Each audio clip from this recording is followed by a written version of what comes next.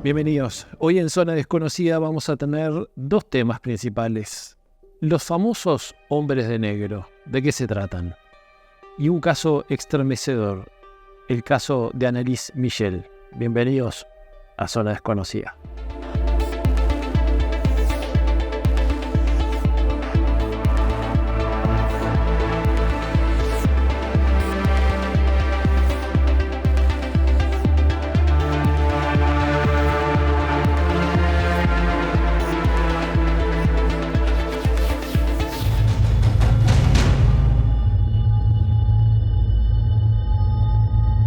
Hay un hecho que se repite muchas veces en las personas o entre las personas que tienen algún tipo de avistamiento, ovni o alguna experiencia tal vez inclusive de contacto extraterrestre. Es la aparición de un par de personajes, en general de a dos, vestidos de negro. Y esto dio a conocer o a creer entre la población de que existe una cultura, que existe un grupo, que existen diversos sistemas de control conocidos como los hombres de negro. Vamos a ver esta primera parte del informe. Los hombres de negro, también conocidos como Men in Black, son figuras enigmáticas que han sido parte de la cultura popular y de las teorías de conspiración hace décadas. Se dice que estos individuos, siempre vestidos impecablemente con trajes oscuros, aparecen para silenciar a aquellos que afirman haber visto ovnis o fenómenos paranormales. Pero, ¿de dónde viene la historia? Luego de los eventos de Roswell, del año 47, y de Kenneth Arnold, todos estos acontecimientos llevaron a que existiesen ciertos proyectos de la propia CIA, la cual estaba conformada justamente para presentarse a situaciones extremas dentro de una guerra fría en la cual se estaba desarrollando. El origen de los hombres de negro se remonta a los años 50, en plena era del boom ovni en Estados Unidos.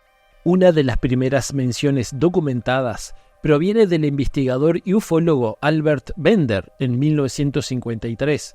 Bender afirmó que había hecho un gran descubrimiento sobre los ovnis, pero fue visitado por 3 hombres vestidos de negro que le ordenaron abandonar su investigación. Aterrorizado, Bender cerró su organización y dejó de hablar públicamente sobre el tema. Su relato sembró las semillas de lo que se convertiría en un mito perdurable. Para conocer la historia de los hombres de negro hay que irnos al momento en quizás clave que el fenómeno ovni tuvo un gran empuje, que fue la década de los 40 y 50. Allí había una persona llamada Albert Bender que había nacido en el 1921 y sobre ese momento, sobre finales de los 40 y los 50, dado además su interés en todos estos temas extraordinarios, se vio empujado por todo eso que estaba sucediendo ahí en Estados Unidos con respecto a este fenómeno ovni. Albert Bender había recibido la visita de 3 hombres vestidos de negro, que además tenían un sombrero de tipo bombín, que le advertían y le decían que dejase toda la temática ovni atrás, que cortara con esas investigaciones y que nada más se hablara. Estos personajes que se presentaron allí en su propia casa, en una tarde-noche prácticamente, él se sintió intimidado totalmente en esta situación y decidió abandonar. Él estaba conformado un grupo de investigación, un buró de investigación con respecto al fenómeno ovni y a todo lo que estaba llevando adelante. Y este evento es tomado como mediados de la década del 50, como un evento disparador de que después, a partir de esto, empieza a suceder este tipo de situaciones con determinados testigos que tuvieron un avistamiento cercano, un encuentro, estos hombres de negro. Con el tiempo, otros investigadores y testigos de fenómenos extraños comenzaron a reportar encuentros con los hombres de negro. Estos relatos tenían varias características comunes. Los Men in Black aparecían poco después de un avistamiento ovni, siempre actuaban de manera extraña y amenazante, y sus preguntas solían ser tan extrañas como sus propias apariencias. En algunos casos, se dice que parecían más robots que humanos, con un comportamiento inexpresivo y mecánico. A raíz de todos estos avistamientos y encuentros con ovnis o objetos extraños, muchas personas alegaban que, a posteriori de haber sido testigo de eso, recibían en su casa la visita de personas vestidas de negro, impecable en apariencia, y después apareció además sumada la figura del auto negro, que les incitaban, les hacían reflexionar respecto a que quizás no era mejor que continuaran hablando de lo que les había pasado y lo que les había sucedido. Pero él describe su característica como muy blanca de cara, de cutis muy blanco, sin cejas inclusive, sin pelos, ni barba ni bigote, perfectamente bien vestidos. Hasta se lo podría decir que tenían hasta como características humanoides de origen extraterrestre, porque parecían extraterrestres. Pero sin embargo, también les daba la sensación en la forma protocolar, como si fuesen personas del gobierno. ¿Son los hombres de negro agentes del gobierno? ¿Extraterrestres disfrazados? ¿O simplemente una leyenda urbana? Estas son preguntas que han alimentado numerosas teorías. Algunos creen que son parte de una agencia secreta del gobierno destinada a encubrir la existencia de vida extraterrestre. Otros piensan que podrían ser seres de otro mundo que intentan controlar la información de los humanos sobre ellos. Normalmente son seres humanos, ¿está? Preparados, adiestrados para ese sistema. Incluso se lo aplican al presidente de ellos mismos. Hay lo que se llaman disociadores. Vos vas como presidente, yo quiero averiguar esto y esto, y empiezan a delegarlo para uno, para otro, cuando lo quiera acordar, lo sacan para el costado. Bueno, no te olvides que eso implica la seguridad del país. Que una nave se te plante arriba y haga lo que quiera y vos no puedas evitarlo, eso va al desmedro de las Fuerzas Armadas. Pero luego salió otro proyecto hacia el año 1949 y 50, que se llamó el proyecto Rancor. Así, y este proyecto lo que buscaba era justamente el trabajo de desacreditar a todo testigo de lo que había visto, ¿no? Es decir, este tipo de eventos fueron los que marcaron esa línea que tenían estos hombres de negro, ¿no? Siempre de buscar de intimidar, de buscar de justamente de desacreditar a la persona y de amenazar literalmente. Si yo te hablo de amor, te hablo de paz, te hablo de igualdad, y que el planeta no debería tener el hambre que tiene, no debería haber guerra, tendría que haber paz como los planetas superiores, evidentemente a los que tienen el sartén por el mango no les conviene. La popularidad de los hombres de negro se consolidó aún más con la cultura popular en la serie de películas Men in Black, protagonizada por Will Smith y Tommy Lee Jones. Introdujo una versión más humorística y accesible de estos enigmáticos personajes, pero mantuvo la esencia de su misterio y su misión de proteger la Tierra de las amenazas extraterrestres. A pesar de su presencia en la cultura popular, los hombres de negro siguen siendo un fenómeno envuelto en misterio. Cada nuevo avistamiento, ovni o suceso paranormal trae consigo el temor de un posible encuentro con estos hombres misteriosos. Ya sea realidad, ficción o una mezcla de ambos, los hombres de negro continúan siendo una parte intrigante del folclore contemporáneo. Evidentemente estos casos de apariciones de hombres de negro tienen que ver más que nada con Estados Unidos, pero ¿qué pasa en estos lados, en estos países de Latinoamérica o inclusive en Uruguay? Vamos a verlo en esta segunda parte. Varios son los casos ocurridos a lo largo de la historia que alimentan la teoría de los hombres de negro, algunos de ellos tan icónicos como el caso de Bender. Otro caso importante es el de Robert Richardson, ocurrido en 1967, en Toledo, Ohio. Richardson alegó haber chocado con un objeto extraño en la carretera. Al inspeccionar el área, al día siguiente, el objeto había desaparecido, pero encontró un trozo de metal que llevó para su análisis. Días después, fue visitado por 2 hombres vestidos de negro que le exigieron entregarle el trozo de metal. En 1976, el Dr. Herbert Hopkins, un reconocido médico y ufólogo de Maine, también tuvo una inquietante experiencia.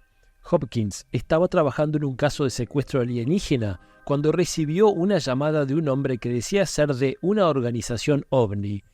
Poco después, el hombre vestido con un traje negro impecable apareció en su casa. Hopkins describió al visitante como inusualmente pálido, sin labios y con voz robótica. Durante la conversación, el hombre le mostró una moneda que desapareció en el aire, advirtiéndole que destruya toda su investigación sobre el caso. Al hacerlo pasar, esta persona le empezó a decir cosas muy extrañas, como por ejemplo, cuántas monedas tenía en su bolsillo. Y no solo eso, sino que cada vez empezó a notar este señor que lo recibió en la casa que su manera de hablar era como más quedada, más dificultosa. Le pidió que sacara una moneda, se la presentó, y cuando se la presentó, este señor vestido de negro le dijo, déjele ahí arriba a la mesa, y cuenta a este hombre que esa moneda como que la empezó a ver difusa y en un instante desapareció.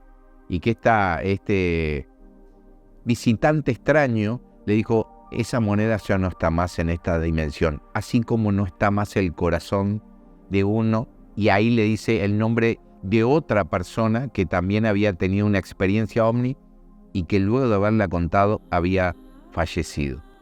Estas amenazas son características de estos personajes. Y estos personajes se asocian a determinadas agencias secretas del gobierno, que tal vez estén asociados con estos proyectos también que se llevan a cabo. Porque como en un momento decíamos, el proyecto Signo se caracterizó más que nada y muy parecido al proyecto del Libro Azul, ¿no? Que era más que nada recabar información, ¿verdad? Evaluar esa información y de allí poder extraer una conclusión. Uno de los casos más recientes y documentados es el del Hotel Al Herdley de Niagara Falls en 2008. 2 empleados del hotel reportaron haber visto a 2 hombres vestidos de negro que preguntaban por el gerente que había presenciado un ovni días antes. Las cámaras de seguridad captaron a estos individuos que se movían de manera sincronizada y tenían una apariencia y comportamiento inusuales, alimentando aún más la leyenda de los hombres de negro. Estos casos no solo ocurren en Estados Unidos, sino también en Sudamérica, donde se han reportado encuentros misteriosos con estos enigmáticos personajes. Un caso bastante conocido ocurrido en Brasil en 1952, el periodista João Martins del periódico O Cruzeiro informó sobre un encuentro con un objeto volador no identificado en Barra de Tijuca, Río de Janeiro. Poco después de publicar su artículo, Martins afirmó haber sido visitado por hombres vestidos de negro que le advirtieron sobre continuar investigando y publicando sobre ovnis. Un caso muy interesante ocurrió en Chile en la década de 1970. Patricio Abuncelme, un investigador chileno, documentó la experiencia de Ernesto de la Fuente, un ingeniero que afirmó haber tenido un encuentro con un ovni en el desierto de Atacama. Poco después del incidente, Ernesto fue visitado por 2 hombres vestidos de negro, que le hicieron preguntas detalladas sobre su experiencia y le aconsejaron que olvidara lo que había visto. En Perú, en la década del 80, el investigador de fenómenos ovni y contactado Sixto Paz Wells relató encuentros similares. Paz, conocido por sus experiencias y contactados con supuestos seres extraterrestres, afirmó que fue abordado por hombres vestidos de negro en varias ocasiones, quienes le advirtieron que cesara sus actividades y dejara de compartir información sobre sus experiencias y descubrimientos. En Uruguay, el investigador de ovnis Fabio Serpa, quien también trabajó extensamente en Argentina, documentó varias historias de personas que tras reportar avistamientos de ovnis fueron visitadas por hombres misteriosos que le instaron a mantenerse en silencio. Aquí en Uruguay, en la zona de la estancia de la Aurora, más de una persona ha referido que en algunas circunstancias, estando de visita allí enfrente en la gruta del Padre Pío, se ha encontrado con este tipo de visitantes. Sucedió un evento, un avistamiento bastante masivo en Maldonado, de una nave tipo plataforma que pasó por encima de la zona de las Delicias, y esta señora cercana a nosotros, a nuestra propia familia, que era conocida, ella era locutora de la Radio Maldonado, obviamente que comenta en la Radio Maldonado, en el informativo, su testimonio de ver ese objeto enorme, ¿no? Y conjuntamente otros vecinos también hicieron justamente, apoyaban lo que había visto esta señora, claramente. Al siguiente día ella fue visitada por 2 hombres muy bien vestidos, también con sombrero, porque era raro en aquella época que pudiésemos ver vestidos así de traje oscuro, de sombrero, bien vestidos, y se presentaron como ser parte de la Fuerza Aérea, que venían habían escuchado del acontecimiento que había vivido ella y que había sido testigo, y que justamente le venían a decir que lo que ella había visto no era ninguna nave extraterrestre ni ninguna cosa parecida, que simplemente era el vuelo de un avión militar que pasó por allí, y que no insistiera más en ese tema. Estos casos, aunque variados, comparten elementos comunes: visitas intimidatorias, extraños comportamientos y una misión aparente de silenciar a aquellos que han tenido encuentros con lo inexplicable. Ahora, ¿quiénes son? ¿Para qué? ¿Por qué? Es un misterio que todavía continúa. Está bueno que en este tipo de fenómenos, como el caso de los hombres de negro, en caso que alguno de ustedes haya tenido algún tipo de experiencia o conozca algún caso, bueno, que nos lo haga saber, así podemos continuar investigando este tema. Quiero invitarlos a mis cursos, seminarios, talleres, conferencias inclusive, que pueden encontrar en Facebook Universidad Holística. Buscan ahí la agenda de actividades, Facebook Universidad Holística, o si no, me mandan un WhatsApp al 092 46 10 76. Vamos a ir una tanda de virales analizadas por Jorge Umia. Los videos virales que les hemos mostrado hasta ahora y que comparten esta temática que desarrollamos en el programa tienen esa característica de presentar a personas comunes como usted y como yo en situaciones extraordinarias, cuando lo inesperado, lo imposible, se hace presente. Pero hay videos que de alguna forma se relacionan con estos asuntos, que alcanzan una masividad, pero no tienen ese tinte de escalofriantes o que presentan el pánico, el terror o el susto que viven quienes los protagonizan, sino que el toque de humor está allí presente. A muchos de ustedes les habrá llegado este tipo de imágenes, esos extraterrestres contando chistes que han sido muy populares y lo son aún hoy en día a través de TikTok, de Instagram, y seguro que en su celular alguno también habrá recibido. Esto tiene un origen muy específico. Un creador digital, un animador estadounidense, fue quien lo desarrolló a partir de su trabajo. Y bueno, luego también fueron tomados por otras personas y esos chistes traducidos literalmente del inglés original al español. What do you call an old snowman? A glass of water. ¿Cómo se llama a un viejo muñeco de nieve? Un vaso de agua.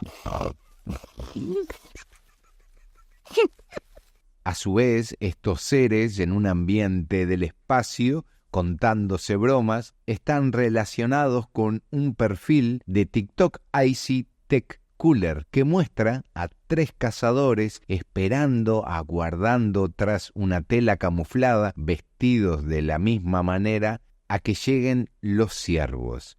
Y mientras lo hacen, comparten bromas en voz baja. Hey, Nick, you ever heard of Murphy's Law? Have you ever heard of Cole's Law? It's thinly sliced cabbage with salad dressing.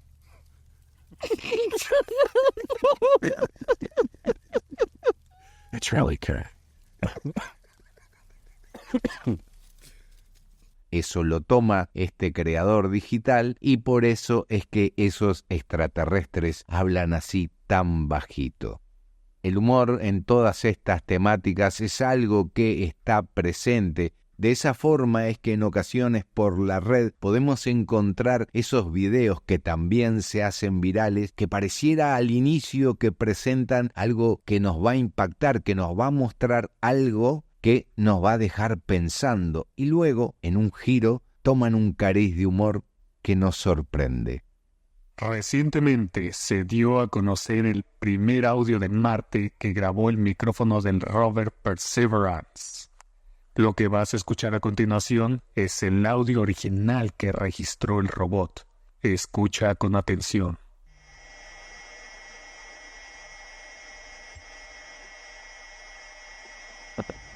I bought anybody else better only around here that's all about any more than do. Y es justo recordar que hace ya bastantes años en nuestro país hubo una campaña publicitaria de esas que dejan huella y que seguramente al verla ustedes muchos recordarán y les traerán a la memoria esos recuerdos de cuando la veían por primera vez y que el asunto extraterrestre también estaba tocado allí con humor. Porque, como lo dice su protagonista hasta el día de hoy, el humor salvará al mundo. Vengo por la ruta 8 con el coche.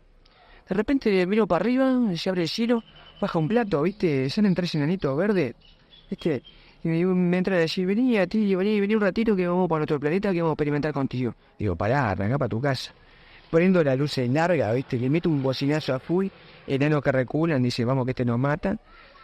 Salvo el planeta en un desastre universal, ¿viste? Atilio, un wheeler con los pies en la tierra. Y que sea la última vez que vienen acá a molestar, ¿eh? Si no voy a llamar a la policía. Muchos de estos virales fueron mandados por ustedes también, así que lo pueden seguir haciendo a través de nuestras redes, por las cuales también nos pueden seguir. Zona Desconocida en Facebook, Zona Desconocida en YouTube, Zona Desconocida ZD en Instagram, o a través de mi Instagram personal, que es @HenryHellenser. Vamos a ir a una pausa. Después de la pausa vamos a ir con este extraño, estremecedor y terrible caso de la posesión de Anneliese Michel.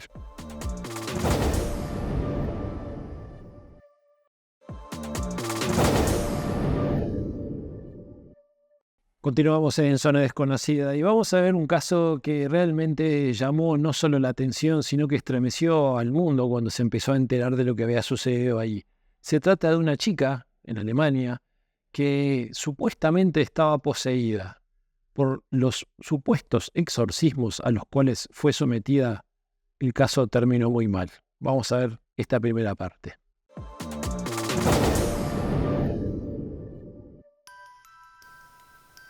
El caso de Anneliese Michel, una chica alemana nacida en 1952 en Liebfing, Baviera, Alemania, es uno de los más notorios eventos de exorcismo. Tal vez fue el caso más importante de supuesta posesión de la historia más reciente.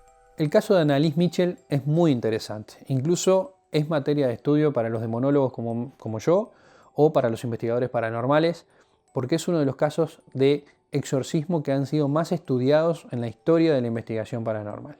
Anneliese Michel fue uno de esos casos que enfrentó de una manera clara a la Iglesia y a la ciencia en cuanto a qué sucede efectivamente cuando pasan este tipo de situaciones en el que una persona, por un lado la Iglesia, en este caso un sacerdote, lleva adelante un exorcismo porque tiene un pleno convencimiento de lo que está allí sucediendo es una posesión, pero por el otro lado la ciencia cree que en realidad lo que está pasando ahí es la manifestación de un desorden mental que hace que esa persona se comporte de esa manera. Fue un caso que yo creo que marcó la historia y sobre todo también en la historia de la Iglesia, porque a partir de allí se hizo un cambio en lo que son las prácticas de exorcismos, que es fundamental hasta el día de hoy, que es tener en consideración lo que es la opinión de un especialista médico. Que hoy en día, antes de hacer un exorcismo, ya sea que lo haga un cura o un civil, tiene que haber un historial y un estudio médico de las circunstancias mentales de esa persona. Porque, como todos somos seres humanos, tenemos nuestro funcionamiento cerebral, nuestras emociones, y todo eso puede generar enfermedades. Alanis Mitchell era una adolescente común y corriente, según cuentan, una adolescente dulce, normal, que estudiaba, muy devota, de una familia creyente, que un día de la nada se desmaya, sufre un ataque de epilepsia, es llevada al médico y se la diagnostica con epilepsia la primera vez. Pero lo interesante de este desmayo o de esto que le acababa de ocurrir era que, según sus propias palabras, durante ese periodo de desmayo, ella visualizó a la Virgen María, quien le manifestó que tenía que tomar una decisión en algún momento. Hubo consultas médicas en un comienzo, cuando ella tenía 16 años, en los cuales había salido, tenía epilepsia, estaba comprobado, en la cual tuvo episodios que reflejaban justamente esa epilepsia. Pero evidentemente con la medicación pudo llegar a avanzar, pudo tener un tiempo como de alivio hasta que empezó nuevamente su problema. Estamos hablando 1969, ahí la medicina en realidad no se compara con los avances que hay hoy en día con el tema de las drogas o el conocimiento de saber de ajustar justamente la medicación para que la persona pueda estar realmente bien. En ese momento, pocos se imaginaban que el caso se iría transformando en una situación compleja que requería la asistencia de especialistas en el ámbito espiritual. Un año después, a los 17 años, volvió a tener otro ataque de epilepsia, pero esta vez más agresivo. Un ataque que la llevó a tener ciertas vivencias extrañas, donde empezó a visualizar cosas, a sentir voces, y eso llevó a que la internaran en un hospital psiquiátrico. Se le dio medicación para tratar la epilepsia, pero la medicación no surtía efecto. Cuando se sintió mejor, la dejaron ir, ella comenzó sus estudios, llevó una vida hasta cierto punto normal, pero todo este tipo de ataques se fueron haciendo cada vez más intensos. Empezó a ver rostros de demonios, empezó a escuchar cosas que no escuchaba nadie más, y cada vez a convulsionar aún más veces de las que estaba convulsionando. Esa familia era en un extremo católica. Entonces, ya de por sí las enfermedades psiquiátricas en esas épocas, en esos años pasados, eran vistas de mala manera. No había una conciencia de enfermedad como tal, sino que se le trataba justamente con que había algo mal en la persona, pero algo más que quizás no tenga que ver con su salud o algo mal que no se tenía que tratar y que se tenía que descuidar. Pero en este caso, ese extremismo cristiano, obviamente, pienso que fue lo que llevó a tener una mirada en la cual podían considerar que esa persona estuviera posesa. Se empezó a tornar violenta, agresiva, ya no era la chica simpática que todo el mundo conocía. Empezó a tener, una actividad errática en su manera de accionar todos los días. Ella tenía un novio con el cual confraternizaba y en determinado momento ella le pidió que se alejara porque sabía que las cosas se iban a complicar aún más. La madre, muy creyente y muy devota, empezó a ver comportamientos extraños en su hija, como que por ejemplo en las noches quedaba parada mirando las paredes, o que empezó a sentir algo que nosotros los demonólogos entendemos que es fundamental a la hora de diagnosticar, por ejemplo, algún tipo de posesión demoníaca, que era el rechazo hacia símbolos de la Iglesia Católica. Todo empezó cuando tenía 16 años, en la adolescencia. En la adolescencia hay muchos cambios hormonales, hay muchos cambios de personalidad, hay muchos cambios a los cuales uno enfrenta y ya es de por sí difícil. El movimiento energético es brutal. Ya más en un régimen riguroso de actuar, de comportarse, exigido cristianamente. Se le sumó en este caso puntual que existían no solamente fotos que registraban todo el proceso, sino más de 40 audios que fueron grabados durante los exorcismos, que además tomaron difusión y que fueron utilizados durante el juicio. Cuando la iglesia asigna 2 padres para que la acompañen en este proceso y le hagan los exorcismos, toda la situación comienza a empeorar. El estado de salud de ella sigue deteriorándose, pero esta vez de una manera más avanzada. Había dejado de comer prácticamente, estaba perdiendo peso, había agarrado neumonía. Incluso algunos dicen que tenía tuberculosis. Ella comenzó a golpearse la cara contra las paredes, lo que llevó a que se le cayeran piezas dentales, a lastimarse. Incluso hay fotos del proceso de desmejoramiento donde se puede ver claramente cómo comenzaron a aparecer heridas en su piel. Y además de que, por supuesto, llegado el punto, se le sacó la medicación para hacer el exorcismo porque se consideraba que el exorcismo no estaba dando resultado porque estaba tomando la medicación. Lo cual eso generó un desborde en cuanto a sus reacciones, un desborde en cuanto a su propia situación. Uno de los aspectos que generó más controversia es el estado al que fue sometida durante el proceso de exorcismo, lo que llevó a la intervención de la justicia.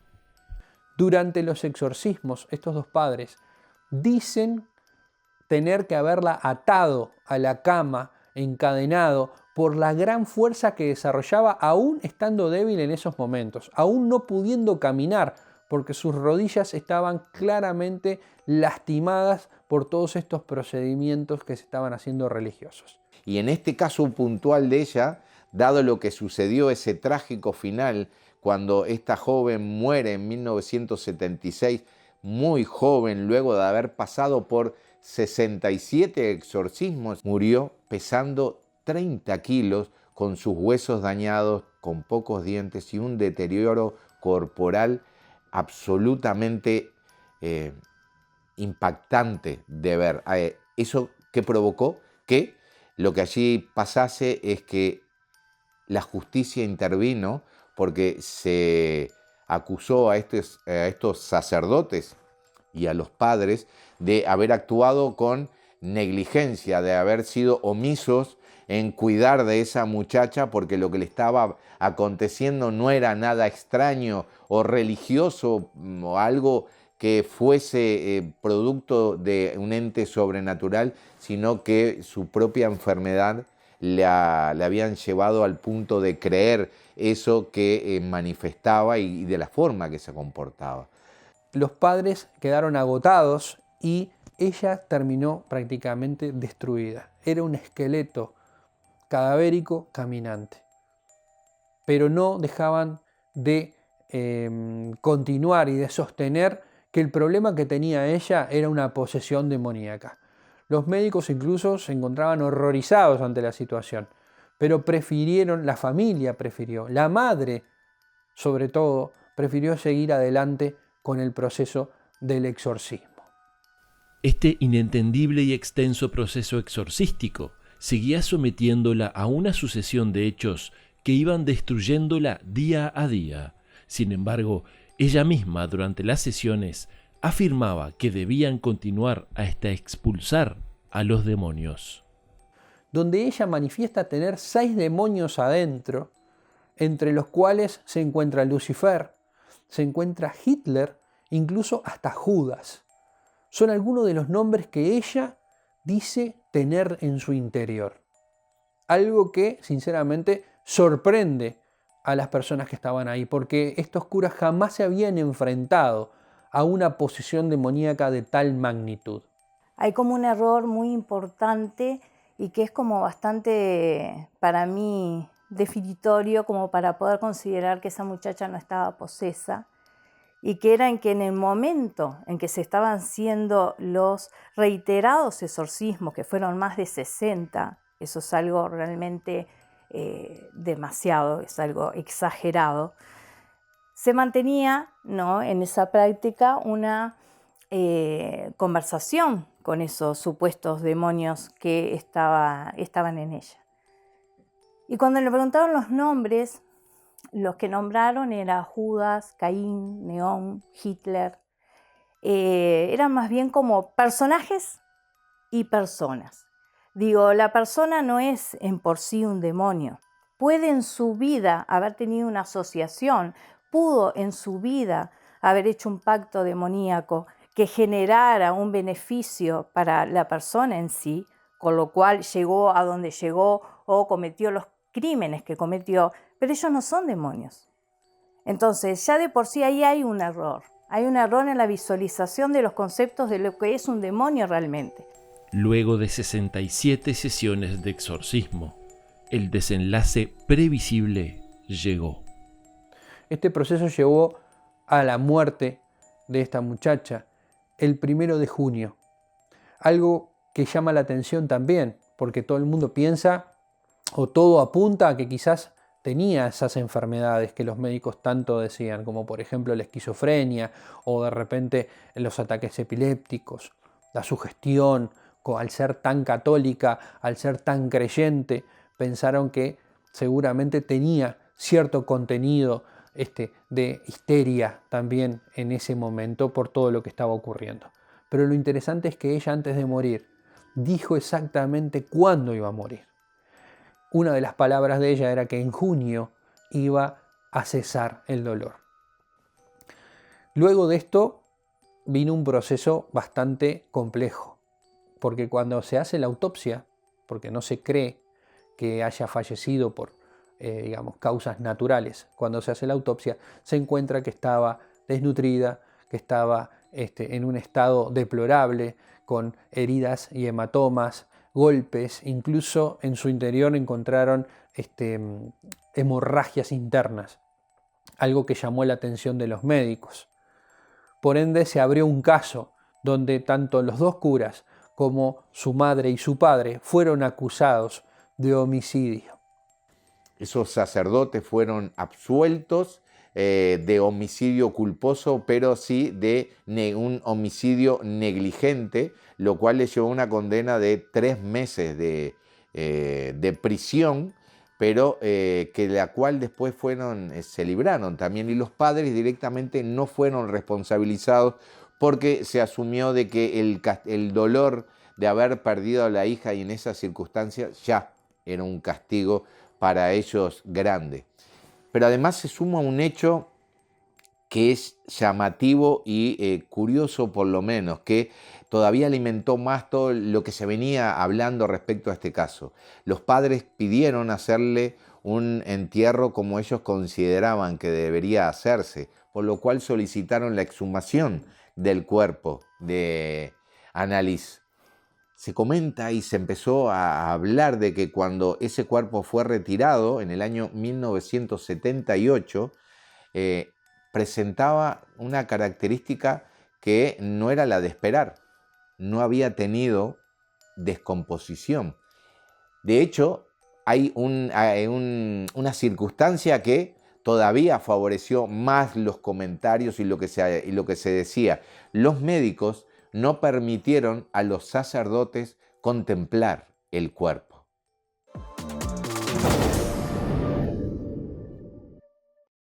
Más allá de lo terrible de este caso, evidentemente nos dejó enseñanzas a unos cuantos.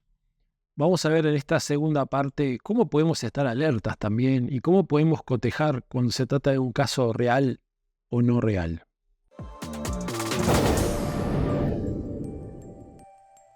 Al conocer realidades como la vivida por esta joven alemana, tratamos de entender de qué se tratan estos fenómenos y nos preguntamos qué es una posesión demoníaca y cuáles son las razones por las que se da. Las posesiones generalmente son procesos en cual la persona comparte su cuerpo físico con un ser espiritual, ya sea un desencarnado o quizás un ser espiritual del bajo astral o quizás algo peor, algo denominado en la jerga popular como un demonio.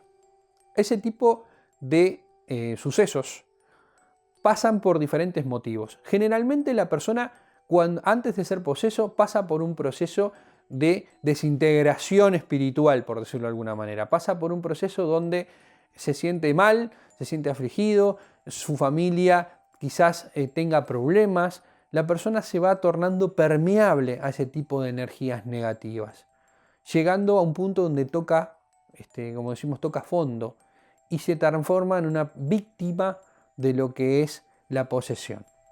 Evidentemente, el exorcismo de Anneliese Michel no debió realizarse, ni mucho menos en la forma que se hizo. Pero, ¿cuáles son las características de una posesión real? Parte de, por supuesto, lo que es hablar en lengua, pero de ella no más sombra que supiera por justamente su educación, el hecho de la fuerza, pero también esa fuerza que ella tenía, que sí la tenía, que era exacerbada, era justamente debido y tenía coincidencia con una enfermedad mental. Así que ya ahí podíamos estar más de lo que es en el ámbito psiquiátrico que lo que es una posesión. Lo demás es, por supuesto, una aversión a lo que son los objetos cristianos. Pero recordemos que frente a esa situación, desde sus 16 años hasta que llegó verdaderamente a lo que fueron los exorcismos, que fueron 7 años después, 6, 7 años después, su vida no era la misma. Teniendo diferentes tipos de manifestaciones como el sansonismo, como el hablar en lenguas extrañas que quizás la persona jamás conoció, adquirir determinados dones o capacidades que no tenía anteriormente. Y eso va llevando un proceso donde la posesión se va convirtiendo en algo más tangible en la persona, lo que lleva al investigador o al demonólogo o al exorcista a tomar en consideración la posibilidad de tener que hacer un exorcismo para poder expulsar esta energía que ingresó a la persona y que está causando ese daño en particular. Más allá de todas las creencias y que realmente yo creo en los demonios y sé que pueden existir posesiones demoníacas, no es lo más común. Y siempre hay que tener la responsabilidad de tener una mirada médica, es decir, de realmente si la persona tiene un problema hormonal, tiene un problema psiquiátrico, que pueda responder a lo que le está sucediendo. Es como un apoyo en una primera instancia, una primera recorrida, para luego realmente poder decir, sí, frente a estas circunstancias, frente a estos síntomas, estamos teniendo una posesión.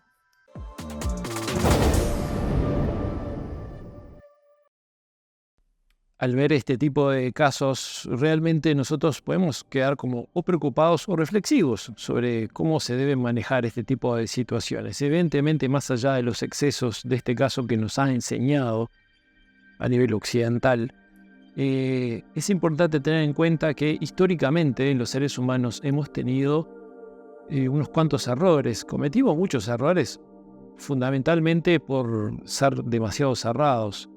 O sea, los errores en general han sido, en este tipo de situaciones y de creencias, me refiero, por ser demasiado fundamentalistas, ¿no?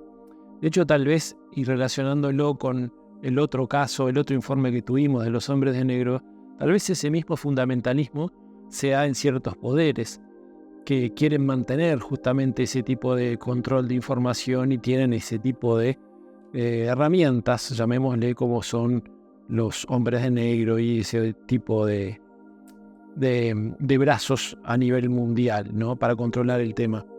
Pero está claro que cuanto más conocemos, más podemos ser libres en el discernimiento. Y digo esto porque muchas personas dicen que no existen los demonios y por lo tanto no existen las posesiones. Más allá de las creencias, cada vez hay más indicios, más investigaciones, más especialistas que nos orientan sobre este tipo de temas, ¿no? Es curioso ver cómo a veces hay personas que creen en los ángeles pero no creen en los demonios, cuando estamos hablando básicamente de lo mismo pero con diversas polaridades. y además de que en todas las religiones, absolutamente todas las religiones, aparecen ambos bandos, llamémosle, ¿no? Por eso es que debemos estar alertas acerca de cuando hay algún tipo de entidad, demonio, fuerza que quiere tomar control de alguna persona. Y insisto, hay muchos especialistas que nos han dejado un legado para poder saber a quiénes y por qué atacan. Y enumerando un poco eso mismo, por qué podemos ser atacados por algún tipo de entidad, hay algunos ítems los cuales quiero comentar con ustedes, de los cuales tome nota. Uno de ellos puede ser haber manipulado energías bajas intencionalmente. Cuando uno se vuelca a trabajar o a practicar herramientas energéticas esotéricas que no son de luz, bueno, evidentemente abre la puerta para que esto suceda, porque esas entidades, esas energías van cobrando fuerza por esa misma razón. Pero también pasa que nosotros a veces abrimos puertas sin saberlo, y esto incluye algunas posibles iniciaciones. Y cuando digo iniciaciones, reitero que no todo es de luz, no todo es de luz. Hay mucho engaño en curso también, ¿no? Pero también, dentro de esto de abrir puertas sin saberlo, están los casos de la tabla Ouija o el mal llamado juego de la copa, en donde se abren portales, se abren vetas por las cuales pueden aparecer muchas veces, según los especialistas, sigo insistiendo, estas entidades. A veces también la utilización de algún símbolo que no conocemos puede generar también algún tipo de apertura, algún tipo de portal en ese sentido, pero la cercanía de alguna entidad oscura. También se ha detectado que estas entidades oscuras atacan a quienes se destacan energéticamente. ¿Qué quiero decir con esto? Hemos hablado más de una vez que estamos en una batalla energética. El ser humano está viviendo una batalla energético-espiritual, ¿no? Con fuerzas de luz, pongámosle, llamémosle, evolutivas, que intentan que evolucionemos, que crezcamos, que demos una alternativa, que demos un salto cuántico. Y por otro lado, fuerzas oscuras que intentan que no solo no demos ese salto, sino que también son involutivas, cosa de que hasta nos autodestruyamos. Y esta batalla, que sea espiritual, energética, se da en nuestra mente, se da en nuestras emociones, se da dentro nuestro. Y esto hace que las personas que sean muy de luz, que ya nacen con algún tipo de rol, camino predeterminado de luz, bueno, son detectados por estos seres e intentan de esta manera atacarlos. Que tengan éxito o no va a depender de la propia persona, pero que son detectados muchas veces y se los intenta envolver, pasa. Otra razón por las cuales una persona puede ser atacada y afectada por este tipo de entidades, insisto, según los especialistas, es cuando se les da como rica comida. ¿Y qué es una rica comida para estas entidades? Bueno, excesos de alcohol, de drogas, ese tipo de sustancias que pueden estar generando una inclusive dependencia con esas bajas vibraciones. Pero hay una característica que es importante tener en cuenta. Estas entidades, cuando toman posesión de una persona o cuando la afectan de alguna manera, intentan siempre alejarlo de quienes le hacen bien a la persona. Y esto ahí nos da una pauta de cuál es la fortaleza que puede tener cualquiera de estas personas, cualquiera de nosotros. ¿Cuál es la fortaleza? Bueno, justamente estar unidos, estar cerca de las personas que queremos. El amor es una de las grandes fuerzas que mueve al mundo. Y en base a esa unión, esa fuerza, ese amor, seguramente es que nosotros podamos seguir descubriendo todas aquellas entidades también oscuras que existen dentro de la zona desconocida. Les agradezco por estar ahí. Hasta la semana que viene.